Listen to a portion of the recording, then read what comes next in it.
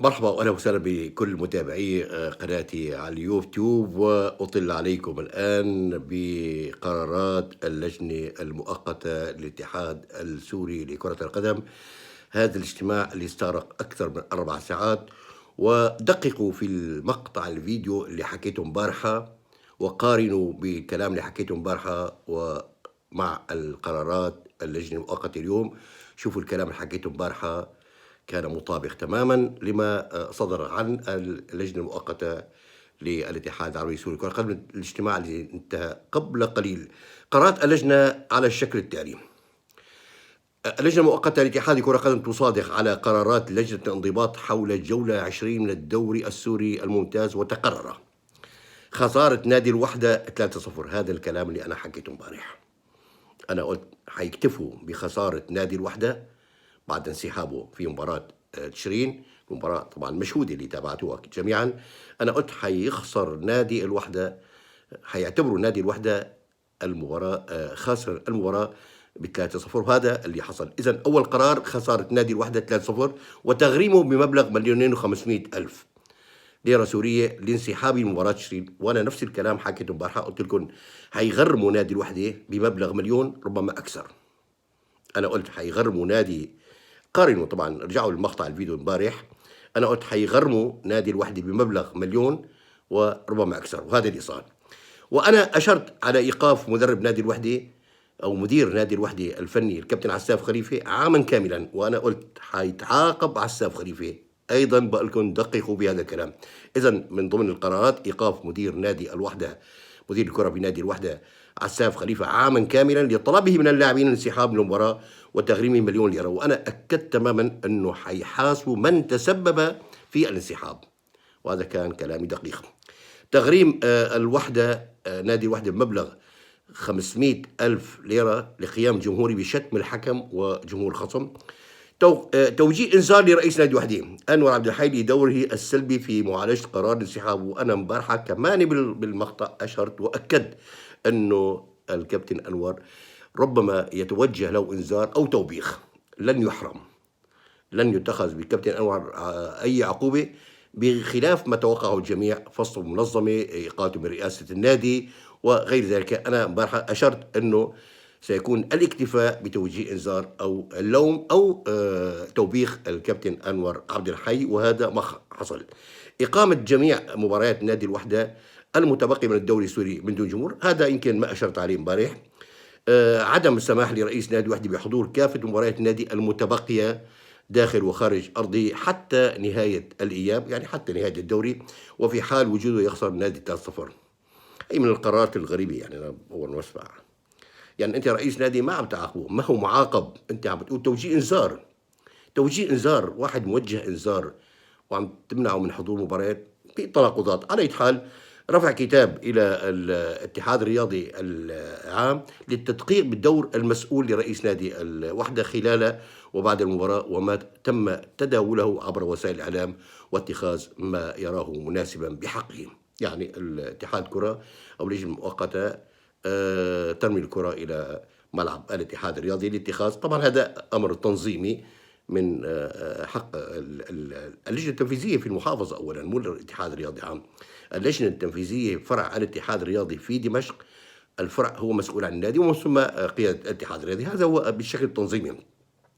رفع كتاب للاتحاد الرياضي العام لاستدعاء رئيس نادي الوحدة والتشرين للتحقيق معهما بما نسب إليهما من أقوال بعيدة عن التنافس الرياضي بخصوص التأثير على نتائج فريقين في الدوري والكأس. المقطع الفيديو امبارح، هذه المقررات كلها قلت لكم، وحتى وانا عم بحكي قلت لكم انتظروا قرارات اللجنه المؤقته غدا ودققوا في كل كلمه قلتها. هذه هي اذا قرارات اللجنه المؤقته. يعني الحديث عن اللجنه المؤقته الحقيقه يطول ويطول، وكل يعني حتى امبارح النادي الحريه ونادي المجد وقبلهم الجزيره وجرمان اشتكوا كثيرا من موضوع اقامه مباريات في شهر رمضان المبارك والكل الصيام. طب عال يا اخي، انت الدوري السوري ممتاز، انت ضغطت الدوري في شهر رمضان المبارك، وعلى اعتبار بحجة إنه والله نادي جبلي ونادي شرين عندهم اشتراك أو عندهم مشاركة خارجية عال. طب شو علاقة الأندية الأربعة الدرجة الأولى اللي تأهلوا للنهائي؟ شو علاقتهم، شو ذنبهم لأنت تفرض عليهم تلاعبهم في أجواء رمضانية صعبة الصيام، وحتى في درجة حرارة مرتفعة؟ يعني أعتقد ما في مبرر، ما في أي تفسير لإقامة مباريات، وأنت نسيان مباريات كأس السوبر، ونسيان تتمة مباريات كأس الجمهورية، تجي تضغط مباريات حتى دوري الدرجة الأولى وتلعبهم بهذا التوقيت وبهذا الوضع الصعب جدا. ومثل ما لاحظت امبارح عبر البث المباشر كل اللاعبين والفنيين في الناديين يعني أبدوا أسفهم وأبدوا عدم رغبتهم اللعب بشهر رمضان، لكن فرض عليهم ذلك، وهذا أثر بشكل وبآخر على مستوى الأداء وعلى المستوى الفني وعلى كل شيء. عموما أنا حبيت بس أطلع عليكم بهالفيديو القصير لأضعكم في الصورة الكاملة بالقرارات التي صدرت عن اللجنة المؤقتة للاتحاد العربي السوري لكرة القدم. وأشير بأن مباريات المرحلة 21 الثامنة إيابا تنطلق غدا طبعا بمباراة مبكرة في ملعب الجلاء في دمشق بين الجيش الذي يحتل المركز الثالث وبين عفرين اللي رفع الراية وأعتقد استسلم للهبوط إلى الدرجة الأولى، كون هو لم يحصل إلا على 4 نقاط. حتى على الورق أعتقد يعني آمله يعني من الصعب جدا، مو معجزات، يحتاج إلى أكثر من معجزة. على العموم أشكر لكم المتابعة.